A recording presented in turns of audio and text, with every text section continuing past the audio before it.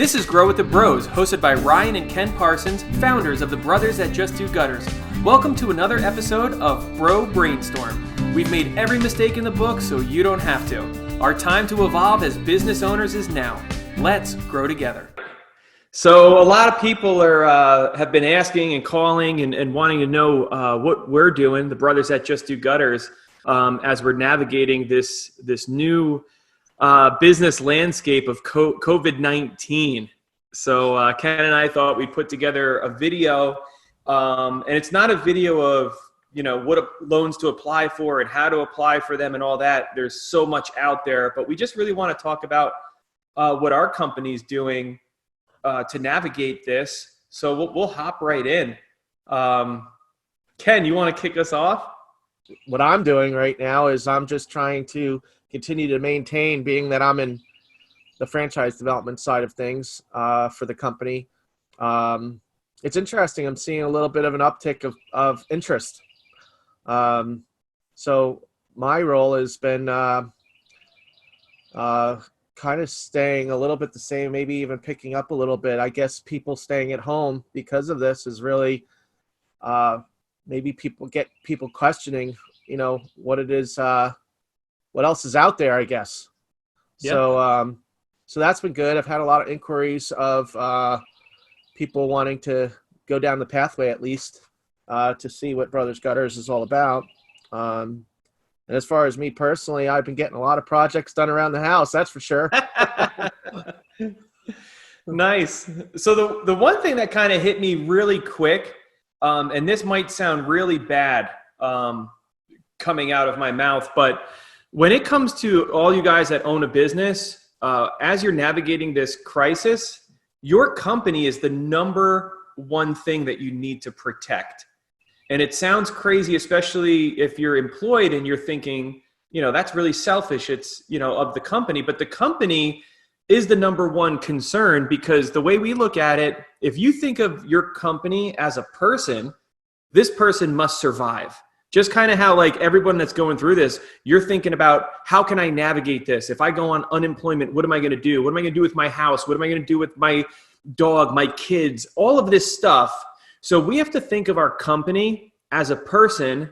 And the biggest thing that really hit me is it is our duty to make sure that our employees have a company to come back to. So anybody listening to this, you may be shut down, where you're not allowed to go work, you're not considered essential, and you might be where you're considered essential and you're still able to work. But no matter what, you have to look at it as if, how are we going to take care of our company so that in 2 weeks, 4 weeks, 6 weeks, 8 weeks, whatever this thing lasts, how do we make sure that we can bring people back to this? That has been, I hate to say it's our number one goal, because I don't want to ever sound like it's all about us or it's all about the company, but it is all about the company and making sure it survives. So I hope that's well received the way I worded that. Well, I think the way you worded it too is, if I was an employee of a company, that's good news to hear, because at least I know that they're doing all the things that need to be done in whatever company that person's working for that has that kind of mindset.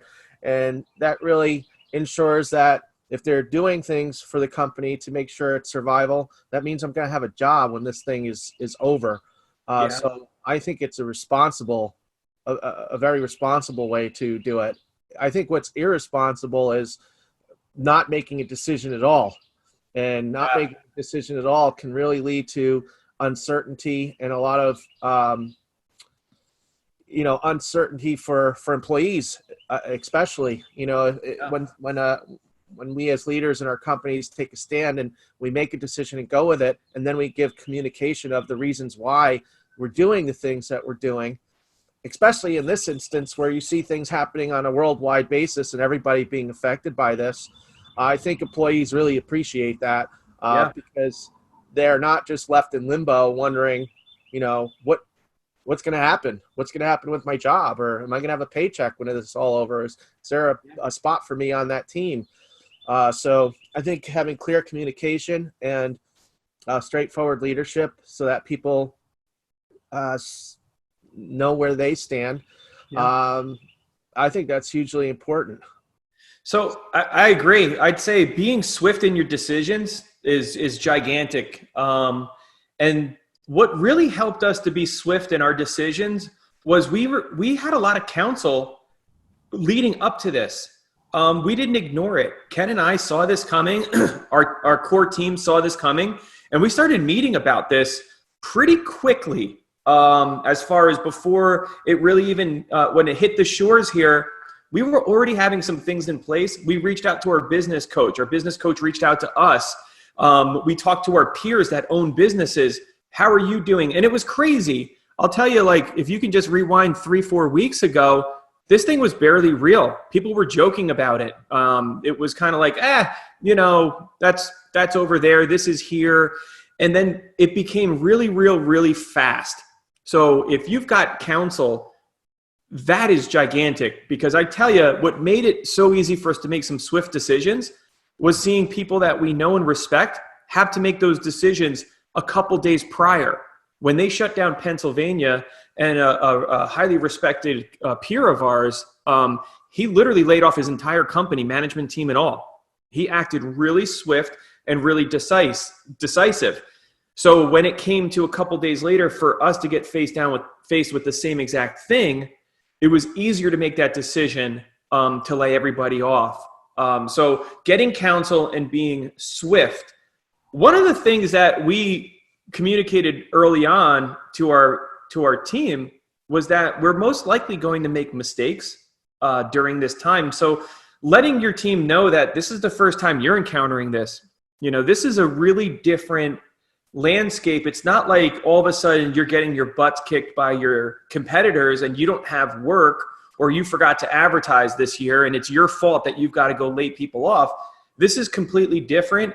And I think when you're super transparent and you're swift in your decisions, I really do believe your team actually trusts you and feels like you really are in this together. Anything else on that topic right there? Yeah, I think also too, I mean, this year, I think from what I've heard from people in general across the country is that a lot of people were doing really, really well. January and February is like awesome. And when this talks about this started happening like in the end of February, starting in March, we hadn't really experienced the typical seasonality that we typically experience in the gutter business in January and February. And, it was kind of like our winter shifted from January to February and it was pushed off till April. So, and I think that helped us to be prepared for this in a way, because we're used to stopping and pivoting right after the new year and saying, okay, who do we need to lay off and what do we need to look at our business? Worst case scenario, right? Especially in the Northeast or the North, where you have inclement weather. So, this is something that we prepare for every year when it comes to budgeting for the worst and then hope for the best. And, we didn't have that this year, but now we have it because of COVID. And I think that really helped to prepare us in our mindset too, that, this is unfortunate that this happened because it would have been an awesome year. And it still is going to be an awesome year because I know that we're prepared and that every day we're communicating. It's not just communicating and what you're going to do right now for your team, but it's also communicating once you make that decision through the whole every day. I'm calling people, you're calling people, people in our leadership and our staff are calling people and talking every day. And I think that's really important, to have high level of communication during this process with all of your employees and the people that you're partnered with. I think that really makes it even that much more easier. And I think what's really important, as a franchise, basically all of our franchisees were on track to have their best year ever. We were all experiencing really, really awesome economy. Everything about it was amazing. So I would say for any of you guys that were having a similar type of thing, is get over that disappointment very quickly. You can't hold on to that. And you can't just say, this is the worst. I was having the best year. Everything's ruined. You know what? Take that moment in a moment. That's like an hour or two. and then you got to move on. You've got to switch gears really quickly. You cannot get stuck there, because this thing is all about having a couple phases in your mind. Okay, if I'm deemed not essential, if this happens, even people that are deemed essential, the people that use their services are not reacting the way they used to. So you might be allowed to work, but your phones aren't ringing, or you're going on appointments and people are saying, all right, well, that sounds great. And once this thing is all over, we'll make a decision. So you're faced with being able to work, but the money's not coming in. So you need to know, what is your swift plan? And I'll just tell you, the first thing that we did as a business is we secured everything. We cut every expense that we possibly could. Let's talk about people second. We deferred our auto payments. We extended got more of a line of credit extended to us. We did all these things to make sure that we could lower our overhead, increase the amount of money that's available to us. And that was kind of like our phase one, is like, what could we do if this thing, hits the fan, which it did. So phase one was very implement. And then phase two is also part of phase one too is personally. Personally, some yes. people might think business, but you can also make these personal deferments personally as well. Yeah. With banks, credit cards, whatever you got, car payments. Everybody's being pretty lenient, so it's a good time to take care of those things personally as well. Yep. And then the phase two is once you do get shut down or the people stop calling is laying off your staff.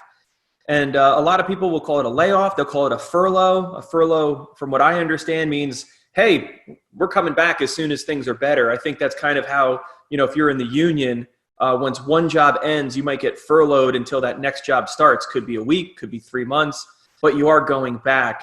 So it is a little bit different than other layoffs, possibly, but what are you going to do and how are you going to do it? I know for us, one of the biggest things that we did was we basically laid off everybody. We've got people that have been here for 20 years that have never been laid off. We have people that have never been laid off, or like I had one guy say he has never missed a paycheck since he was 16 years old. Just his world has never looked like this. So for some people, their worlds are crashing down, and it is our job to help them navigate that. But again, having that phased approach, and it's a big, huge surprise. But what I will say, if you don't have a plan, you're going to kind of do what Ken alluded to earlier. If you don't do anything and you kind of ignore it and go, oh my gosh, the phones are slowing down, I don't have as much work. And then you're floating payroll. That's one more week. And then another week that you float all those bills and the income's not coming in, and you're basically, essentially, you're not doing a good job making sure that your employees have a place to come back to. You're worried about their feelings and your feelings when we're all in this together. So making those plans, and it's different for every business. We're going to tell you kind of what we did. And still, we're about 3 to 4 weeks in this. I don't have any regrets yet. I've looked back from laying everybody off to bringing a couple people back for one day. And that's what I'll say. Laying everyone off, that's the hardest but easiest decision. It's easy once you kind of see what's happening, like, okay, that's not happening, or this isn't happening, or you know what, we still can do this. It's easier to bring somebody back 1 day a week, or maybe 2 days a week, or on a reduced salary than it is to kind of bleed your entire company. Right? We've done that before, right? Well, that's how we got into this very much, it feels like the recession of 2007-8 a bit, but that one, we didn't know what was happening. We just something was different, and we just kept losing money and paying things and going, well, hopefully it'll turn around next week. And it didn't, and it literally almost put us out of business. So yeah, this time around, we are acting swift. Yeah, definitely learn from past mistakes. Yeah. So I would say, now going back to your people, whatever you can do to keep your core people together. And I know things get strange fast, but if you can keep, we have one of our most core people, they're on basically a reduced salary that is 40 hours a week, and they're probably working more on minimum wage. And this is somebody that's high up in the company. I consider them, my right-hand person, and they're willing to do whatever it takes to make sure that this company is around, not only for them, but for all the people that depend on it. So people are willing to make sacrifices. I know Ken and I are, we're not taking, we're taking the most minimal salary possible. I think people on unemployment are making more than what we're taking right now, because you do what you've got to do to get through. So reduce salaries, getting people 1 day per week, and then sharing the burden of information. We've got a guy, Danny, on staff, and he's in sales, and he's the sales management. He's been unbelievable at kind of navigating the information, talking with us, our team, and making decisions together has been really good. I would almost say that I would definitely say that this is bringing us closer together as a team, as we're all in this and we're navigating it. Nobody's going to be stronger for it than us. When this thing is over, I think we're going to have the strongest, leanest, meanest company around. And there are a lot of, when you've been living in a good economy for a few years, you have a lot of fat in the company. There's a lot of bills that were like, oh my gosh, that's how much we pay for that? Easy decision, gone. And I think this will help us get to the next level in business as well. And then, Ken, I know you want to say something, but what's been really good is we have meetings with our management team 3 times a week. I think now that we're three weeks in, we might slow that down to 1 or 2 times a week. But the information was changing so fast that Monday, Wednesday, Friday, we'd have a Zoom call. We'd have a plan on Monday, and by Wednesday, we had to pivot. But what we did do that I think that I'm actually really proud of is we didn't make big decisions on a daily basis. We looked at it, we said, that looks promising or that looks bad. Let's just keep an eye on it. Let's decide maybe on Friday if we're going to change anything. And I think that that's really helped us from some what you would call organizational whiplash. I can't imagine if every time we thought we were going to make a decision, we told the whole entire team, hey guys, looks all right. Everyone come back to work on Monday. And then Tuesday, oh no, this changed. Go back home, go apply for unemployment. So having a core team, making decisions that might affect the week, taking your time to do things, I think has been really a good strength of ours. Yeah, and in times of crisis too, you really start to see who really, what people are made of. And, you see by the way that they react or the things that they say when you make decisions like this. Some people might give pushback. Some people are totally understanding. And it really just helps you to get a little bit of an inside scoop of who do I really want on my team?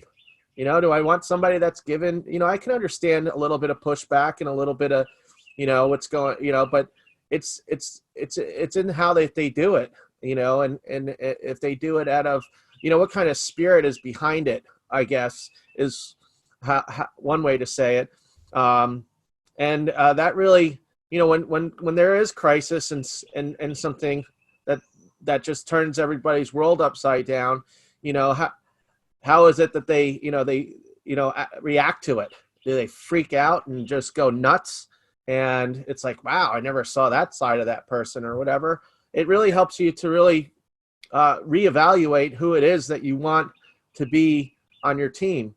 Because I know when there's a crisis situation, I want people who are thinking clearly, who are level-headed, who are loyal, who are, in it no matter what. And, it's like this whole camaraderie of, I got your back and you got my back. It's not about, employee or boss or manager or whatever title you have. Who cares about that stuff? It's, we're together as a team and we're going to figure this out. We're going to communicate. We're going to continue, even though I'm laid off or I'm, making less salary, whatever, what do we got to do? What do we have to do to navigate this so that we do have this company, this person that we're trying to protect, the company, so that when we get back, not only because it's going to be war, it's going to be game on. When this is over and everybody's unleashed from their houses, are you kidding me? It's going to be game on.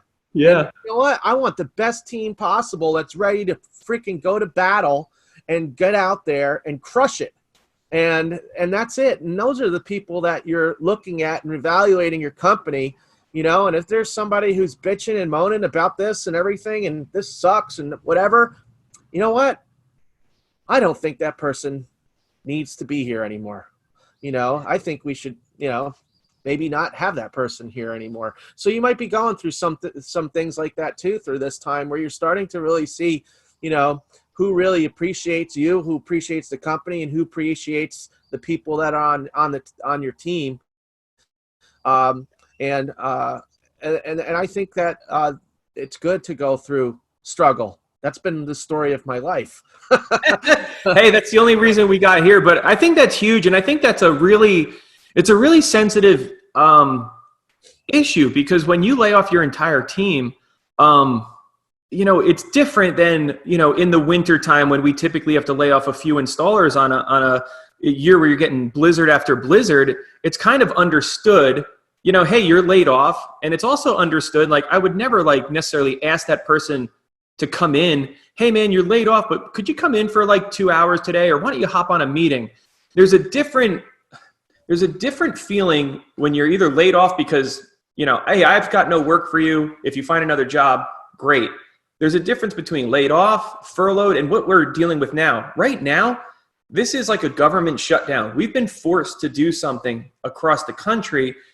And I think as owners, we almost expect a little bit more from our people. And I'm still trying to navigate if I think that's fair or not. And I do. I actually do think it's fair in one sense, hey, this is what it is. If we all want to make sure that we come back to something, I would never necessarily ask anybody to work for free, even though I had one guy literally send me a text, Ryan, I pledge to come in. I will work. I will clean the shop. I will do whatever. I'm like, no, I appreciate it. But I'm not going to ask you to do those kinds of things while those are the kind of behaviors and attitudes, though. Those behaviors. Well, that's exactly what it is. Is what you want in a team member. A team member. And that's how I look at it. Employee, take that word. You could just throw that word in the garbage. Yeah. It's a team. It's team members. And it's just like being part of a baseball team or a sports team, or, if you're in any kind of competitive environment, because that's what business is. Business is a competitive environment, and we need to have all hands on deck, and there's always got to be a captain that's got to run the ship. But there's all these other people that have to work the sails and work the rudder and work the, the food and, everything that has to make a ship go. That's how I view business is that we want people on the ship that are all hands on deck, and if you're not, man, then get out of the boat, but, and that's how I feel about it. And that's what's so awesome about the team that we have is that I feel that we have created that kind of culture. And that's really important during a time of crisis is, start evaluating what your culture looks like in your company. And if you don't have a culture of all hands on deck, then you need to evaluate really what it is that, you're doing. Because really it doesn't matter. You can have all the business planning and strategy and all that stuff. But if you don't have culture and you don't have people that are loyal and willing to put themselves on the line, like the guy that wanted to come in and clean the shop or the trucks or whatever, or go out and do those, a couple estimates in their own personal car or things like that, then man, maybe you need to reevaluate the people who you have on your team. Yeah. And think about, what is it that I want, when I get out on the other side of this, because on the other side of this, people are going to be spending money. They're cooped up in their homes and they're spending money now. I mean, places like Walmart and Home Depot and those places, I couldn't even buy bleach yesterday. I went to Walmart last night. There was nobody in the parking lot. I was like, man, this is great. I go in there, and the reason why is there's nothing on the shelves. I mean, nothing. There's, even I had to scrounge for eggs. That's how bad it was. I mean, Walmart was cleaned out. Don't you wish you still had chickens? No. My wife wants chickens. I'm like, I keep avoiding it. I give you a tip. as far as the first animals, everybody thinks chickens, but you're going to spend more money buying organic food and all that to have your organic eggs than it costs to go to the store and get organic eggs right off the shelf. Trust me, I've done it. But if you really want an easy farm animal that has really no maintenance, kids and feed, no. Rabbits. Rabbits multiply like crazy. You don't need to let them out. They're very happy being cooped up in their little hutch. You can use their manure as compost right into the garden. You don't have to compost it. It's cold manure, so you can use it for that. You could sell rabbits. You can eat rabbits. I mean, they don't lay eggs unless they're Easter eggs.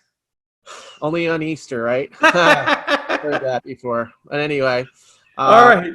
But anyway, we got a little sidetracked there, but that's one of my projects I'd like to do for my composting pile. I want to build a rabbit cage over the top of my composting pile, so all their poop just goes right in. I have to shovel it, nothing. It's just right into the composting pile. I love it. Right into the garden. But you know what? I mean, what we're talking about, there are things, and I would just say, like, there's only so much time you can spend on your business, especially right now. And once things are kind of the new normal, like, enjoy your family, do some projects. Like, there is so much good that is coming out of this, slowing down, realizing that we probably don't need to, you know, hey, maybe some jobs can be done from home. Maybe we don't need to have certain communication. There is so much that is good, and it is time to kind of just relax, enjoy this while you can, make the most out of it. But I only had a couple more points here, I think, and we said this earlier, be 100% transparent. Anything that's coming out new, let your team know. One of the things that we've done is we put together a video once a week and just letting our team know, hey, listen, guys, this week, you know, the government rolled out the PPP, the Payroll Protection Program, and it looks like that we qualify for it. So as soon as we are able to, we're going to apply for that. And what that could mean is that as soon as we have that money, we're able to bring people back. So again, we're not holding on to this information. We hear something, we discuss it as a team, and then we try and represent it back out to our team so that they know that we care about them, that they know what we're thinking about them. And we're just trying to give them a real update because they've got lives to plan too. They're trying to know how long are they going to have to maybe be on unemployment or what in the world is happening. So I feel like that's been a really good thing to do. And I'll just kind of end with, securing the money. If you can get the disaster relief, the PPP, extend your lines of credit, defer loans, negotiate everything. I mean, we literally called almost all of our vendors, and a lot of them were proactive. Our aluminum supplier, a couple of them actually gave discounts ahead of time or released, shipping or some of the things that you pay extra for.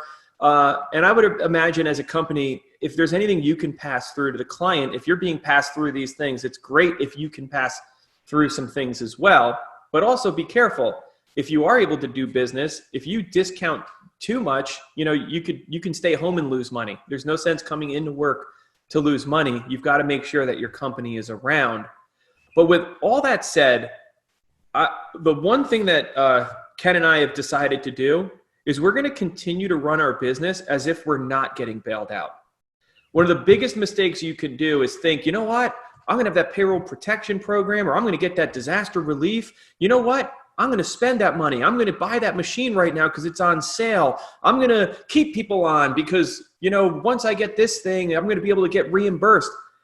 Don't run your business as if you're getting bailed out, because good chances are that a lot of this isn't what it seems, that we might not qualify. Every time we've been through something like this, it's not the little guys like us that get bailed out. It's the big, it's the auto companies, it's the airlines. It's not us small businesses. This is the first time I'm seeing anything like this that's geared towards us. And great. If it works, great. They also changed the rules last minute. I saw a post on from one of the lawyers online that says that funds is going to be tight now because companies with 500 employees or more are going to be eligible for these plans. Yeah. So they changed that rule last minute. So, and that's it. I'm so used to it. I mean, you could tell me today that we get nothing and we're closed for 3 months, and it's not going to ruin my day anymore. It is Right. what it is. It's this new landscape of we have no control. At the end of the day, we don't have control of everything, but we can only control what we can control. So run your businesses if you're not getting bailed out. Make decisions that's best for your team and best for your company and best for your families. That's the best you can really do right now. You can't let it get your emotions. This is a great time to invest in yourself. Start reading those books huge. that you didn't have time to read, or listen to those audible things while you're doing work around the house. Start getting the information into your brain, because that's going to be important for when you get back and get things going. And also, it also helps us to think out of the box of, what are some things that I can do that we weren't doing before? Whether it's efficiencies or inefficiencies that you had in your process, whether it's in your field or in your sales process, or, in your marketing, in how you handle clients and callbacks and all the things that we have to deal with in business. This is a time to reflect and to say, hey, I'm going to change. I'm going to adapt. I'm going to do things differently, and it's going to be better. It's going to be better for not just our clients, but it's going to be better for the people that work here. This is the time to do it. This is the time that we always complain about not having time or being too busy. Well, we have plenty of time now, and what are you going to do with that time? Oh, that's good.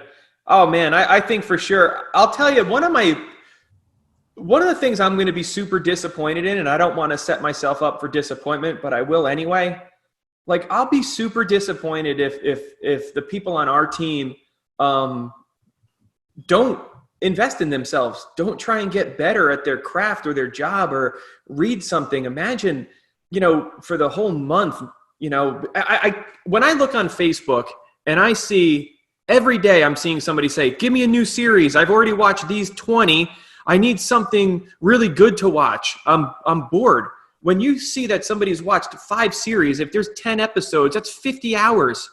It's like the amount of time that we're willing to invest in entertainment is absurd. And I do feel like people are, hey, that's great for a week or two. And then there gets to the point where it's like, what in the world? I am done. So one person posted, they posted Netflix done.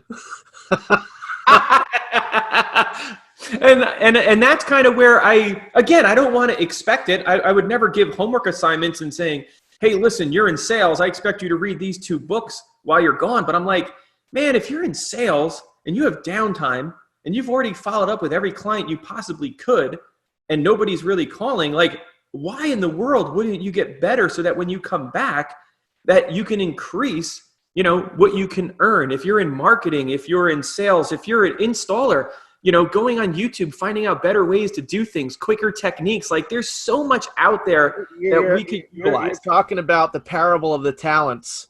Remember the parable of the talents? Yes. The master gave 5 talents to one guy, and he said, here you go, my faithful servant. And then he gave 3 to the other guy and said, here you go, my faithful servant. And then he gave 1 to the other guy.